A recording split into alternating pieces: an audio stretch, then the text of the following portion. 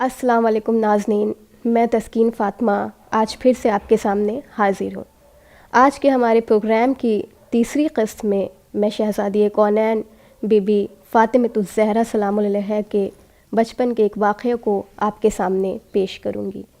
واقعہ کچھ ایسے ہے کہ غروب کا وقت تھا، پیغمبر صحن میں کنویں کے پاس تشریف فرما تھے۔ آپ نے کنویں میں سے پانی نکالا، وضو کیا اور کمرے کی طرف چل دیے۔ جیسے ہی آپ کمرے میں داخل ہوئے، آپ نے دیکھا کہ کمرے میں اندھیرا ہے اور فاطمہ کمرے کے کونے میں بہت ہی خاموش اور غمگین بیٹھی ہیں۔ فاطمہ کو دیکھ کر آپ کو آپ کی زوجہ خدیجہ کی یاد آ گئی۔ گھر کے ہر کونے سے خدیجہ کی خوشبو آ رہی تھی۔ ابھی آپ اپنے چچا ابو طالب علیہ السلام کے وفات کے غم کو پوری طرح بھلا بھی نہ پائے تھے کہ آپ کی زوجہ خدیجہ کی وفات ہو گئی اور گویا آپ کے اوپر دنیا کے تمام غم ٹوٹ پڑے۔ جناب خدیجہ آپ کی زندگی میں ایک بہترین مددگار اور ساتھی تھیں۔ آپ ان کے غم کو بھلا نہیں پا رہے تھے، اور پھر جب آپ کمرے میں داخل ہوئے تو آپ کو دیکھ کر بھی فاطمہ خاموش تھیں اور غمگین تھیں۔ فاطمہ کو اس طرح غمگین دیکھ کر آپ کو بہت غم ہوا۔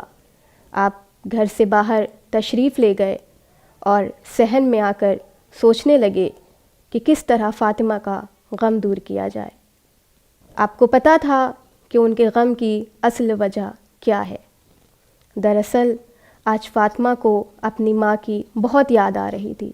وہ چاہ رہی تھیں کہ ان کی ماں انہیں گودی میں لیں، پیار کریں، اور جب وہ سو کر اٹھیں تو اپنے مہربان ہاتھوں سے ان کے منہ دھلائیں، ان کے بالوں میں کنگھی کریں، لیکن یہ سب کرنے کے لیے ان کی ماں دنیا میں کہاں موجود تھیں۔ فاطمہ کا غم ظاہر ہے کیونکہ وہ محض 5 سال کی تھیں جب بی بی خدیجہ کا انتقال ہوا۔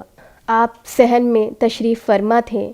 آسمان پہ سرخی چھائی ہوئی تھی اور سورج پہاڑوں کے پیچھے چھپ رہا تھا۔ کچھ دیر اسی طرح گزری اور آپ ابھی بی بی کا غم دور کرنے کے بارے میں سوچ ہی رہے تھے کہ جبرائیل حاضر ہوئے۔ آپ نے اپنے سر کو اٹھایا، جبرائیل نے آپ کو سلام کیا۔ آپ نے سلام کا جواب دیا اور جبرائیل کا پیغام سننے کے لیے تیار ہو گئے۔ جبرائیل نے کہا کہ اے رسول خدا، اللہ نے جناب فاطمہ کو سلام کہا ہے اور فرمایا ہے کہ وہ ہرگز غمگین نہ ہوں، کیونکہ خدا بھی انہیں غمگین نہیں دیکھ سکتا۔ خدا کا پیغام ہے فاطمہ کے لیے کہ فاطمہ بالکل غمگین نہ ہوں۔ ان کی ماں جنت میں ایک بہترین گھر میں ہماری مہمان ہے اور جنت کے ایک لال و یاقوت اور موتیوں کے گھر میں بی بی مریم اور آسیہ کے ساتھ رہ رہی ہیں۔ خدا کے اس پیغام کو سن کر رسول خدا کی آنکھوں میں آنسو آ گئے۔ وہ گھر کے اندر تشریف لے گئے، کمرے میں داخل ہوئے اور فاطمہ کو اپنی گود میں بٹھا کر خدا کا پیغام سنایا۔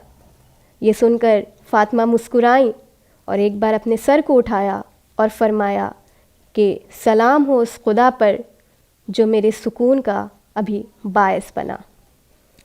پھر رسول خدا نے فاطمہ کو گلے سے لگایا، بوسہ دیا اور خدا کا شکر ادا کرنے کے بعد مغرب کی نماز کی تیاری کرنے لگ گئے۔ تو ناظرین، آج کا یہ قصہ یہیں ختم ہوا اور اس سے ہمیں یہ جاننے کو ملا کہ بی بی فاطمۃ الزہرا سلام علیہا کی خوشی اللہ کے لیے کتنی اہم تھی، اور جیسا کہ رسول خدا صلی اللہ علیہ وسلم کا پیغام ہے کہ جس نے فاطمہ کو خوش کیا اس نے خدا کو راضی کیا، اور جس نے فاطمہ کو ناراض کیا اس نے خدا کو ناراض کیا۔ اس لیے ہمیں ہماری زندگیوں میں ایسا کوئی بھی عمل نہیں کرنا چاہیے جس سے بی بی ناراض ہوں۔ ایسے ہی اور قصوں کے ساتھ آپ کے سامنے حاضر ہوں گی۔ ابھی مجھے اجازت دیں۔ السلام علیکم ورحمۃ اللہ وبرکاتہ۔